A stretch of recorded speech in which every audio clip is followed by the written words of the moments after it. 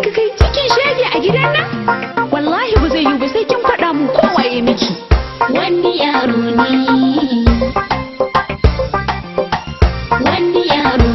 to na ji kin kira ni gani na zo me zan zo ni miki na ce miki ban son damuwa duk lokacin da nake aika na kike nan kullum kira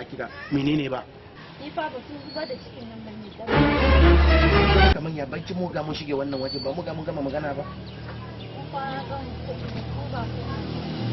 mu koma zuwa ga Allah cikin nan fa ya ga ya shiga fa duk abin da zamu yi fa sai dai mu bar mana sama yaro ubanka ne za bar ma da kake chatting ta ina nan lokacin da kuke enjoy kuna kulle ido ina nan yanzu ka zuba ma yarinya stomach ka bata virus zaka ce waya bar mun wa mamanka ne za bar ma haba duniya mutum ya zo relaxing sai ku bi ku dame shi waya bar mun cikin sai ka dauka da ubanka interest naka baya aiki idiot sai ka dauki cikin